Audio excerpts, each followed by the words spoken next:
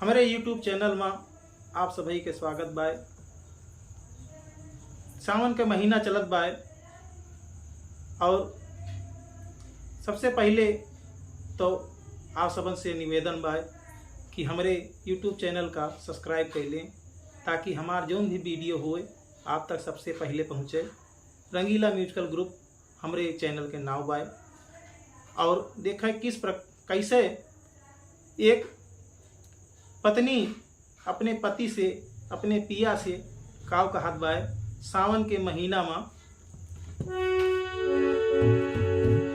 अरे सावन माजिया हुले सावा हो पिया मेहंदी ले आवा, सावन में जिया हुले सावा हो पिया मेहंदी ले आवा, सिलबट्टी पे पिस वावा हो पिया मेहंदी ले आवा, सिलबट्टी पे पिसावा हो पिया मेहंदी ले आवा।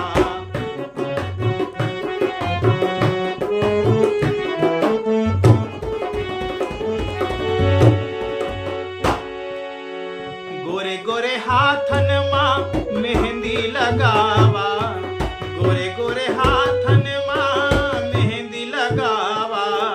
रुचि रुचि मेहंदी से बूटा लिखावा, रुचि रुचि मेहंदी से बूटा लिखावा, लाल रंग बरसावा हो पिया मेहंदी ले आवा, सावन में जिया बोले सावा हो पिया मेहंदी ले आवा।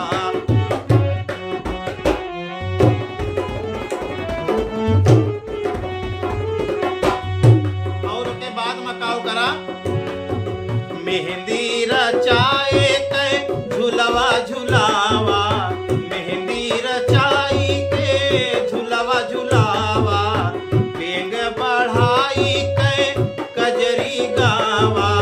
पेंग बढ़ाई के कजरी गावा, मेहंदी सा गुन गुन गावा हो पिया मेहंदी ले आवा, मेहंदी सा गुन गुन गावा हो पिया मेहंदी ले आवा,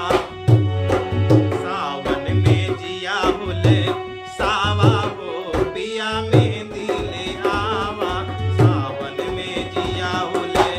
सावा हो पिया मेहंदी ले आवा, सिलबट्टी पे पिसावा